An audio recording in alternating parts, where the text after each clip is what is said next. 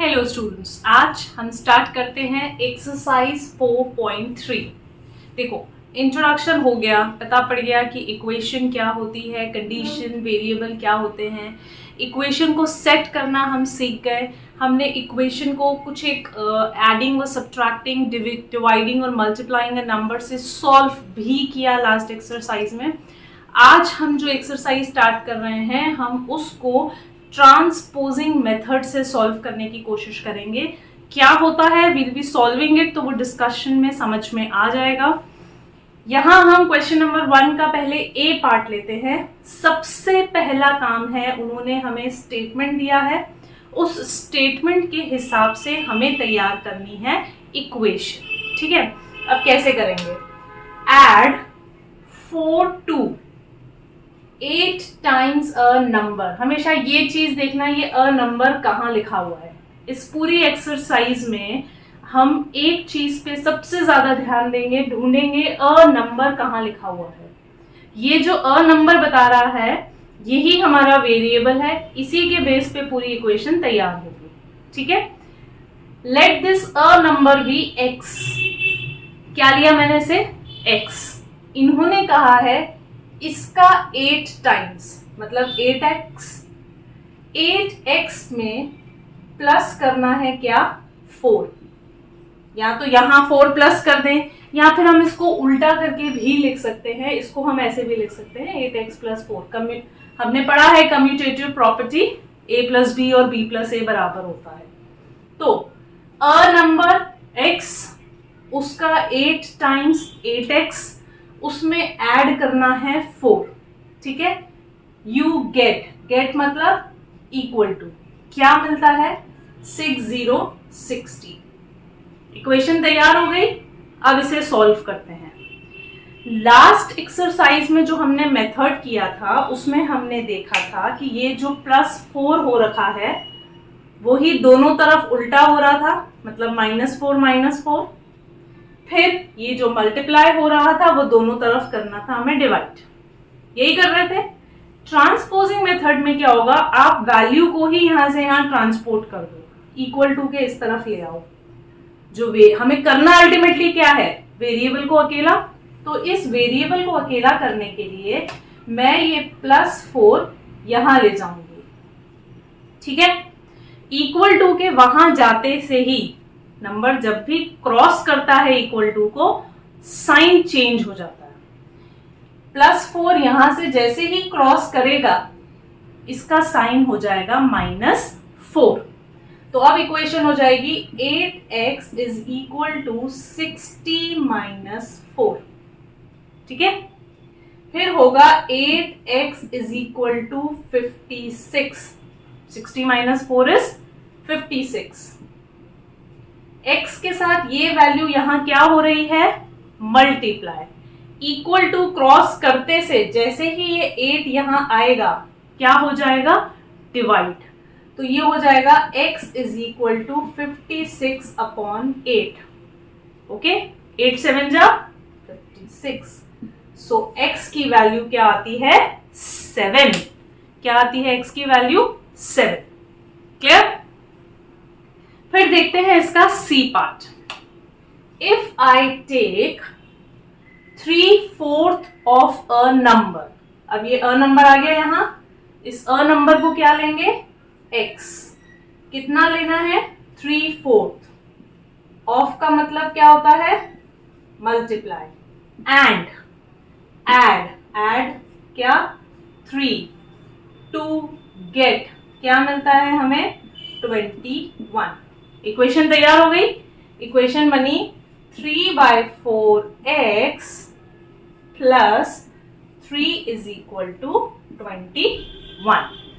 ठीक है, ये +3 जैसे ही यहां जाएगा, क्या बन जाएगा? -3। तो इक्वेशन आएगी 3/4x is equal to 21 - 3। Clear? 3/4x is equal to 21 में से 3 गया, तो answer is 18। x is equal to, अब 4 यहां क्या है? डिनोमिनेटर, वहां जाके कहाँ टर्न हो जाएगा, न्यूमरेटर में, और जो 3 न्यूमरेटर में है वो हो जाएगा डिनोमिनेटर। हम यही करते हैं, वहां जाके सब चीज उल्टी हो जाती है। तो अगर कोई चीज यहाँ 3/4 है तो यहाँ जाके क्या हो जाएगी, 4/3, उल्टा। तो ये हो जाएगा 18 मल्टीप्लाई बाय 4/3। 3 1 जा, 3 6 जा, 6 4 जा 24। So the answer to this is 24।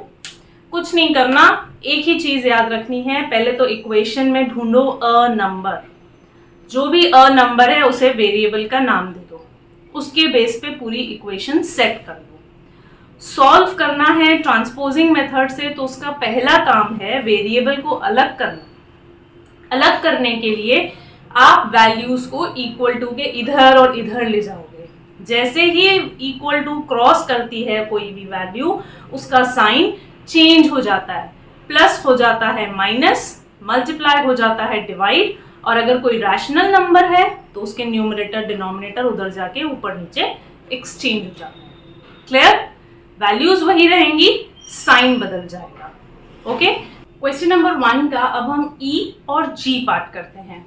ई में उन्होंने कहा है मुन्ना सब्ट्रैक्ट्स थ्राइस अ नंबर क्या हो जाएगा, x, इसका थ्राइस मतलब 3x वो सब्ट्रैक्ट कर रहा है फ्रॉम 50। बचपन में पढ़ा है ना, फ्रॉम वाला जो सब्ट्रैक्शन में होता है, पढ़ा था 12 फ्रॉम 50, तो 50 पहले आ जाता है, -12 हो जाता है, पढ़ा है ये, फ्रॉम वाली वैल्यू पहले आ जाती है। तो यहाँ पे भी वही चीज होगी, फ्रॉम 50 मतलब 50 में से माइनस किया 3x, ठीक है। He finds the result to be, result कितना आया, 8। फाइन, या तो मैं 8 को यहां ले आऊं और 3 को यहां ले जाऊं, यही चीज हम कर सकते हैं। तो हम कैसे करेंगे, 50 minus 8 is equal to 3x। ये 8 इस तरफ आके माइनस हो गया और ये 3x इस तरफ जाके प्लस हो गया। इक्वल टू के जैसे ही साइन इधर से उधर वैल्यू जाती है, साइन चेंज हो जाता है।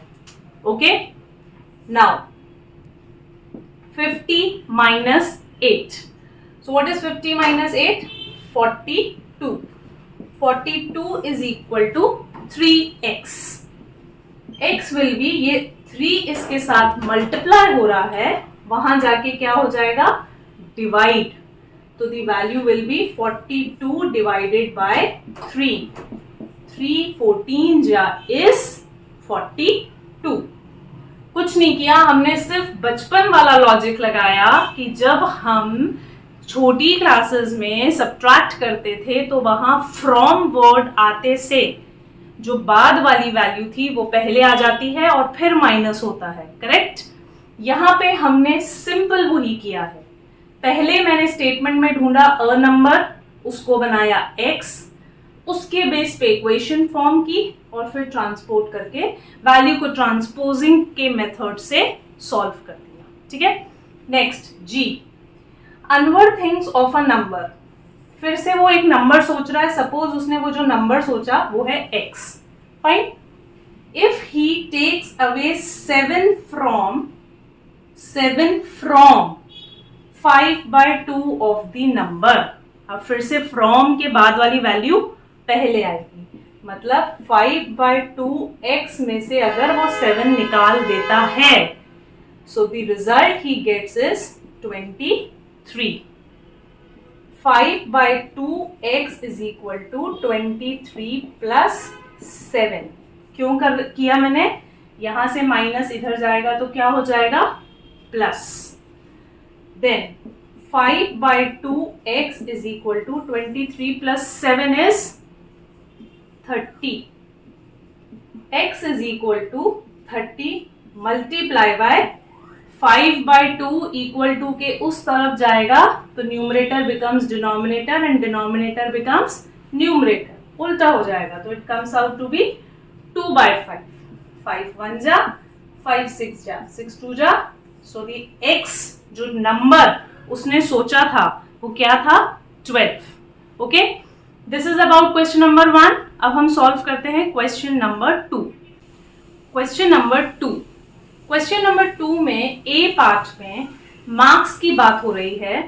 टीचर ने क्लास में बताया कि जो हाईएस्ट मार्क्स आए हैं वो लोएस्ट मार्क्स को डबल करने के बाद +7 करने के बाद बन रहे हैं. ठीक है, टीचर ने क्लास में अनाउंस किया कि जो हाईएस्ट मार्क्स हैं और जो लोएस्ट मार्क्स हैं उनके बीच में आपस में इतना गैप है कि जब मैं लोएस्ट मार्क्स को डबल कर रही हूँ और उसके बाद उसमें +7 कर रही हूँ तब जाके हाईएस्ट मार्क्स बनते हैं. ठीक है, तो उन्होंने क्लास में बच्चों से कहा कि हाईएस्ट मार्क्स 87 है. अब इसके बेस पे बताओ तुम लोग कि लोएस्ट मार्क्स कितने होंगे. अब पहले तो हम बना लेते हैं इक्वेशन. ठीक है, इक्वेशन में उन्होंने हमसे कहा है कि लोएस्ट मार्क्स का ट्वाइस. तो लेट अस सपोज जो भी चीज निकालनी होती है ना, लोएस्ट मार्क्स निकालने, उसको हम मान लेते हैं, सपोज करते हैं कि जो लोएस्ट मार्क्स है वो x है. ठीक है, लोएस्ट मार्क्स है x. अब इक्वेशन बनाएंगे हम हाईएस्ट मार्क्स की. हाईएस्ट मार्क्स कितने हैं? जब मैं लोएस्ट मार्क्स को डबल करती हूँ 2x, उसके बाद उसमें +7 करती हूँ. ठीक है, बट हाईएस्ट मार्क्स की वैल्यू दी हुई है उन्होंने 87. तो मेरी इक्वेशन बनके तैयार हो जाती है 87 इज इक्वल टू 2x + 7. अब जरा देख लेते हैं कि क्या होंगे हमारे लोएस्ट मार्क्स. 87 -7 हो जाएगा क्योंकि ये यहाँ प्लस हो रहा है, इधर जाके क्या हो जाएगा माइनस. तो 87 - 7 इज इक्वल टू 2x. 87 में से 7 गया तो 80 is equal to 2x. x is equal to 80/2. तो x क्या है हमारे 40. मतलब लोएस्ट मार्क्स क्लास में कितने आ रहे होंगे 40. ठीक है, तो ये अगर आप इक्वेशन के तौर पे देखो तो वही बात समझ में आ जाती है. उन्होंने कहा है कि उसको डबल करो, लोएस्ट मार्क्स को डबल करो. 40 का डबल क्या होता है 80 और उसमें प्लस करो 7, क्या हो जाएगा 87. क्लियर. और 87 क्या था हमारा हाईएस्ट मार्क्स. तो हेंस प्रूव्ड कि हमने इक्वेशन के हिसाब से जो आंसर निकाला है वो एकदम सही है. लोएस्ट मार्क्स 40 ही होंगे. फाइन. देन सी पार्ट में उन्होंने हमसे कहा है कि 2 लोग खेल रहे हैं, सचिन और राहुल. ठीक है, सचिन ने स्कोर किया है राहुल का ट्वाइस. ठीक है, सचिन ने स्कोर किया है राहुल का ट्वाइस. तो सपोज राहुल ने किया x तो सचिन ने किया होगा 2x. फाइन. वो कह रहे हैं कि दोनों के जो स्कोर्स हैं अगर हम उन्हें जोड़ देते हैं, लाइक 2x + x हम कर देते हैं, तो उनके नंबर, उनके स्कोर्स डबल सेंचुरी से 2 नंबर कम होंगे. डबल सेंचुरी से 2 नंबर कम होंगे. सेंचुरी में कितने नंबर स्कोर होते हैं 100. तो डबल सेंचुरी में इट विल बी 200. पर दोनों के स्कोर जोड़ने के बाद वो 200 से 2 नंबर, 2 स्कोर छूट गए, चूक गए. वरना अगर वो 2 स्कोर कर लेते तो 200 उनकी स्कोरिंग होती. ठीक है, तो ऑब्वियसली हमने क्या किया 200 में से 2 निकाल दिया. 3x is equal to 198. x is equal to 198/3, 66. मतलब राहुल ने स्कोर किया 66 तो सचिन ने उसका डबल किया, मतलब 2 × 66 मतलब 132. तो अगर राहुल का स्कोर इज 66 तो सचिन का स्कोर होगा 132. क्लियर. कुछ नहीं किया हमने, सिर्फ थोड़ा सा उन्होंने ट्विस्टेड फॉर्म में कहा डबल सेंचुरी से 2 कम. तो डबल सेंचुरी 200, उससे 2 कम इज 198 और इक्वेशन फॉर्म हो गई. Fine. Question number 3. Question number 3 में उन्होंने कहा है कि इरफान के जो मार्बल्स हैं वो परमित के मार्बल्स को 5 टाइम्स करने के बाद 7 जोड़ने के बाद आते हैं, मतलब उसके पास इतने ज्यादा हैं। तो अगर परमित के पास x हैं तो इरफान के पास कितने हुए, इसके 5x में +7 करने के बाद, मतलब परमित के मार्बल्स 5 गुना ज्यादा होने के बाद भी 7 और जोड़ने पड़ रहे हैं, तब जाके इरफान के मार्बल्स बन रहे हैं। और इरफान के मार्बल्स का नंबर दिया हुआ है 37। तो 5x is equal to 37 minus 7, 5x is equal to 30, x is equal to 30 divided by 5, 6। मतलब परमित के पास कितने मार्बल्स हैं, 6 मार्बल्स। और सही बात है, 6 को 5 टाइम्स करो तो 6 5 जा 30, 30 में 7 जोड़ेंगे तो क्या आएगा 37, और इरफान के मार्बल्स कितने थे 37। So the answer is correct. Then C में उन्होंने बताया है कि एक गार्डन में नॉन फ्रूट ट्रीज और फ्रूट ट्रीज हैं, ठीक है। उन्होंने कहा है कि नॉन फ्रूट ट्रीज जो है ना वो 2 more than 3 times of fruit trees है। तो सपोज अगर फ्रूट ट्रीज हमारे x हैं तो नॉन फ्रूट ट्रीज कितने हैं, इसको पहले करो 3 गुना 3x plus 2 is equal to 77। 3x is equal to 77 minus 2, 3x is equal to 75, x is equal to 75 upon 3, that is 25। मतलब फ्रूट ट्रीज कितने हैं 25 और नॉन फ्रूट ट्रीज उन्होंने दिए हैं 77। Clear. Now let us solve question number 4। Question number 4 को एक बहुत ही यूनिक स्टाइल में उन्होंने दिया है। उन्होंने हमें स्टेप बाय स्टेप बोला है, हम उसी हिसाब से चलेंगे, ठीक है। उन्होंने कहा है आई एम अ नंबर, ठीक है। तो हमने कहा आई एम अ नंबर मतलब चलो हम x मान लेते हैं कि वो एक x है, fine. Take me 7 times, 7x कर दिया, फिर ऐड 50 ऐड कर दिया। मतलब अब देखो पहले वो क्या था x, अब उसने जो बोला हमने वो किया, तो वो क्या बन गया 7x प्लस 50, यहां लिख देते हैं, ठीक है। फिर वो कह रहे हैं टू रीच ट्रिपल सेंचुरी, मतलब टू रीच मतलब वही टू गेट, मतलब इक्वल टू के बाद अगर तुम्हें चाहिए ट्रिपल सेंचुरी मतलब 300, यू स्टिल नीड 40, स्टिल उसमें और क्या जोड़ना पड़ेगा 40। Such a simple equation. I am a number x, मुझे करो 7 टाइम्स, कर दिया 7x, उसमें जोड़ दिया 50। फिर वो कह रहे हैं कि इसके बाद भी अगर तुम चाहते हो मैं 300 पे पहुंचूं, मुझे 300 पे पहुंचाने के लिए तुम्हें 40 और चाहिए, तो हमने प्लस 40 और कर दिया। Now let's solve this. 7x plus 90 is equal to 300, कुछ नहीं किया, 50 प्लस 40 कर दिया। 7x is equal to 300 minus 90, तो 7x इज इक्वल टू 300 में से 90 गया तो 210, x is equal to 210 upon 7, 7 3 जा, so the answer is 30। अगर आपने एक्सरसाइज सॉल्व की होगी या आपने पहले की भी एक्सरसाइज 4.1, 4.2 एक बार प्रैक्टिस भी की होगी, तो आपको ये रियलाइज होगा कि सॉल्व करना डिफिकल्ट नहीं है। सॉल्व करना वही चीज है, बहुत सिंपल है कि अगर मैं एडिंग सब्ट्रैक्टिंग मेथड कर रही हूँ तो अगर वैल्यू प्लस है तो दोनों तरफ माइनस कर रही हूँ। अगर मैं ये ट्रांसपोजिंग मेथड कर रही हूँ तो इक्वल टू के यहां से यहां जैसे ही वैल्यू जाएगी माइनस प्लस, प्लस वाली वैल्यू माइनस, मल्टीप्लाई हो जाएगा डिवाइड, डिवाइड हो जाएगा मल्टीप्लाई, और अगर न्यूमरेटर डिनोमिनेटर है तो इक्वल टू के इस तरफ आ गए तो उल्टा हो गया।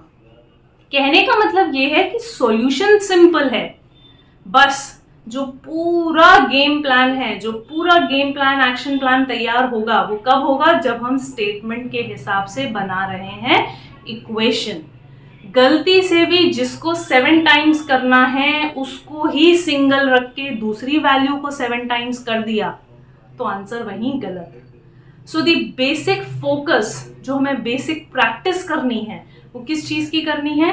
Setting up of equation. एक बार इक्वेशन सेट हो गई तो सम इजीली सॉल्व हो जाएगा। Okay, do practice this chapter. यहां हमने चैप्टर नंबर 4 कंप्लीट कर लिया। Will discuss the next chapter very soon. तब तक के लिए आपको ये चैप्टर पूरी तरीके से रिवाइज करना है। Thank you.